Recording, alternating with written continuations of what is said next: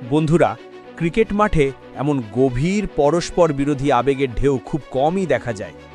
একদিকে ছিল 52 বছরের অপেক্ষার অবসান, ভারতের মেয়েদের ইতিহাস গড়ার অপার আনন্দ, আর অন্যদিকে ছিল স্বপ্ন ভেঙে যাওয়ার হৃদয় বিদারক দৃশ্য। টিম ইন্ডিয়া যখন প্রথমবারের মতো বিশ্ব চ্যাম্পিয়ন হয়ে ইতিহাস গড়ল, তাদের উদযাপনের প্রতিটি অশ্রু ছিল আনন্দের।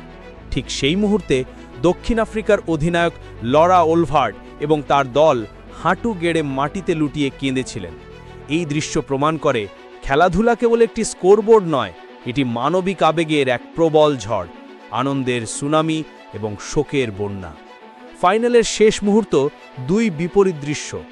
নাদিন ডি ক্লার্কের ক্যাচটি যখন আকাশে উড়ল এবং হরমনপ্রীত কৌর তা ধরলেন, সেই এক সেকেন্ডেই 52 বছরের অপেক্ষা শেষ হল।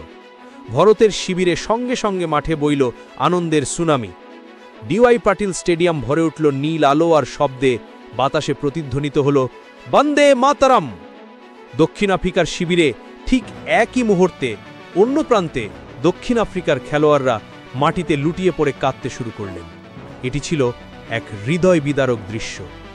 এই কারণেই এই ফাইনালটি কেবল একটি ম্যাচ ছিল না, এটি ছিল একটি মহাকাব্যিক গল্প। এই ম্যাচের উপর মানসিক চাপ যে কোনো সাধারণ ক্রিকেট ম্যাচের চেয়ে অনেক বেশি ছিল, কারণ দুই দলের কাঁধেই ছিল ঐতিহাসিক প্রত্যাশার ভার। ভারতের জন্য 50 বছরের চ্যালেঞ্জ। ভারতীয় মহিলা দল এর আগে 2005 এবং 2017 সালে দুবার ফাইনালে পৌঁছেও ট্রফি জিততে পারেনি। হরমনপ্রীত কৌর নিজে 2017 সালের পরাজয়ের যন্ত্রণা ভোগ করেছিলেন। তারা কি তাদের ফাইনাল ফোবিয়া কাটিয়ে উঠে 50 বছরের ইতিহাসে প্রথমবারের মতো ট্রফি জিততে পারবে? হারলে সেই হতাশা হয়তো চিরকাল তাড়া করত।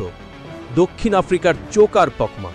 দক্ষিণ আফ্রিকা দল ক্রিকেট বিশ্বে চোকার হিসাবে পরিচিত, অর্থাৎ যারা বড় টুর্নামেন্টের শেষ ধাপে এসে হেরে যায়।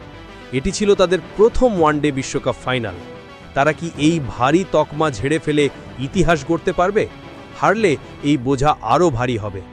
উভয় দলই জানত ম্যাচ শেষ হলে এক দল ইতিহাস গড়বে, অন্য দল ভেঙে পড়বে। ভারতের আবেগ, আনন্দের অশ্রু। যখন দীপ্তি শর্মা ডি ক্লার্কের উইকেট নিলেন এবং হরমনপ্রীত ক্যাচটি ধরলেন, তখনই যেন ভারতের শিবিরে 50 বছরের হতাশার বাঁধ ভেঙে গেল। ক্যাচটি শেষ হওয়ার সাথে সাথেই হরমনপ্রীত কৌরের চিৎকারে স্টেডিয়াম কেঁপে উঠল। তিনি বলটি ছুড়ে দিয়ে সরাসরি দীপ্তি শর্মাকে জড়িয়ে ধরলেন। তাদের মুখে জয়ের আনন্দ নয়, বরং অসাধ্য সাধনের এক গভীর স্বস্তি ফুটে উঠেছিল। দলের তরুণ উইকেটকিপার রাচা ঘোষ মাটিতে হাঁটু গেড়ে কেঁদেছিলেন। এগুলি ছিল নির্মল, অনিয়ন্ত্রিত আনন্দের অশ্রু। অভিজ্ঞ স্মৃতিমান ধানা, যিনি 2017 সালের পরাজয়ের অংশীদার ছিলেন, তার চোখেও অশ্রু ছিল, কিন্তু ঠোঁটে ছিল এক বিশাল হাসি। এই জয় ছিল বহু বছরের ক্ষত সারানোর মতো। কোচ অমল মজুমদার, যিনি নিজে কখনো জাতীয় দলের সাদা জার্সি পরতে পারেননি, তার মুখে ছিল এক অপার প্রশান্তি। তিনি নীরবে হাততালি দিয়ে এই মুহূর্তটি উপভোগ করলেন। দক্ষিণ আফ্রিকার শোক, ভাঙা হৃদয়।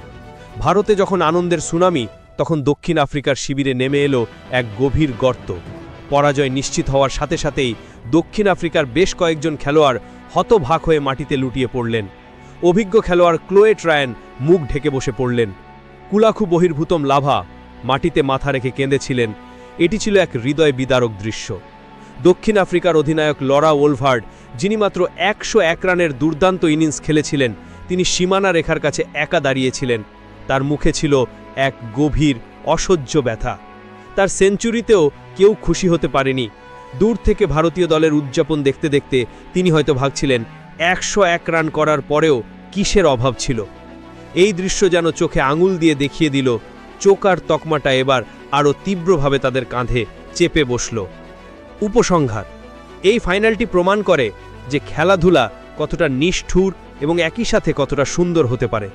একদিকে যেমন ছিল ঐতিহাসিক জয়ের উচ্ছ্বাস এবং ত্যাগ সংহতির পুরস্কার, তেমনি অন্যদিকে ছিল সাহসী লড়াইয়ের পরেও হৃদয় বিদারক পরাজয়ের সম্মান।